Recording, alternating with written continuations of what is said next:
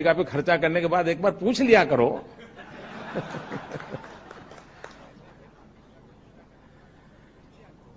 तीन बातों की ओर बल देने की आवश्यकता मैं समझता हूं, और मैं समझता हूं अगर चाइना के स्पर्धा को हम स्पर्धा के रूप में लेना चाहते हैं तो भारत ने अपनी सोच में, अपनी योजना में, अपनी कल्पकता में तीन बातों को मूलभूत रूप से जोड़ना चाहिए। एक स्किल, दूसरा स्केल और तीसरा स्पीड।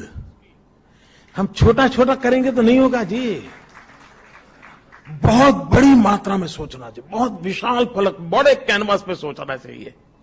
ये हम क्या करते हैं, 0.1% आगे जाएंगे, 0.2%, उसी में कभी तो आएंगे 0.001% जाएंगे। यही इससे नहीं होता है जी। बहुत बड़ा सोचना चाहिए और देखना, बहुत बड़ा सोचते हैं। मैंने एक दिन प्रधानमंत्री से मेरी बात हो रही थी, मैंने कहा देखिए साहब, आखिरकार पूरे चीन की चर्चा कहीं नहीं हो रही है। वो भी दिखाते हैं दुनिया को तो सांघाई ही दिखाते हैं, पूरा चाइना थोड़ा दिखाते हैं।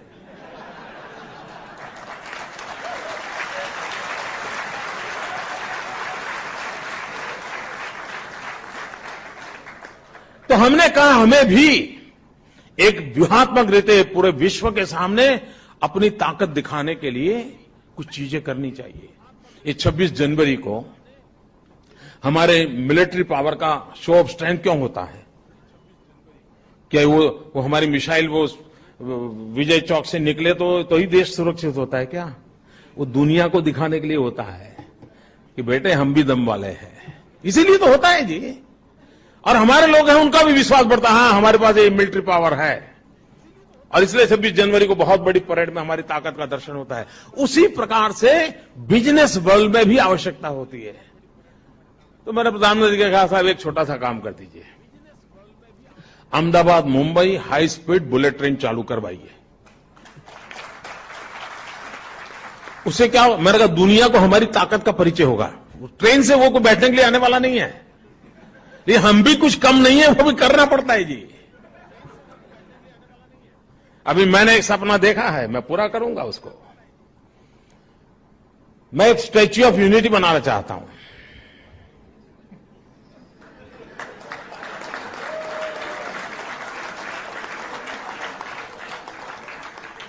भारत को एक करने का भगीरथ काम किया था सरदार पटेल ने।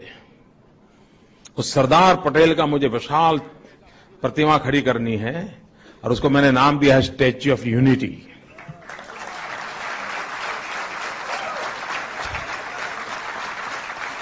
और ये स्टैच्यू ऑफ यूनिटी की क्या कल्पना है मेरी? ये जो स्टैच्यू ऑफ लिबर्टी है, उससे इसकी साइज डबल होगी। मित्रों, ये दुनिया की सबसे बड़ी ऊंची प्रतिमा होगी, 182 मीटर्स। कोई 60-65 मंजिला मकान से भी बड़े सरदार पटेल खड़े होंगे। और मित्रों, मैं देखना चाहता हूं दुनिया उसके आके चरणों में आकर के बैठे।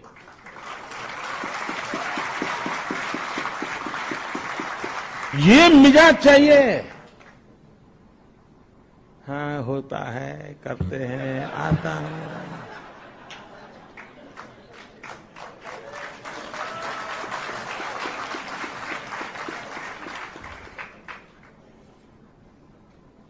आपके पास समाज के लिए कुछ करने का इरादे भी चाहिए और कठोर परिश्रम करना पड़ता है, साहस चाहिए, निर्णय करने का साहस चाहिए, तो आप स्थितियां बदल सकते हैं जी। हमारे देश में गंगा और यमुना की सफाई के लिए पता नहीं क्या कुछ खर्च नहीं हुआ है, और कितने प्रधानमंत्री आकर के गए उससे। हमने एक छोटा सा काम किया, छोटा ही पैच था, साबरमती हमारा रिवर फ्रंट बनाया। किसी समय हमारा साबरमती गंदी नाला जैसा था, आज जाके कोई देखे साहब, हिंदुस्तान में पहला ये प्रोजेक्ट हुआ है, सफल हुआ है, और काम ऐसा किया है कि उसका खर्चा निकल जाएगा। हम तो पक्के अहमदाबादी है ना, सिंगल फायर डबल जर्नी।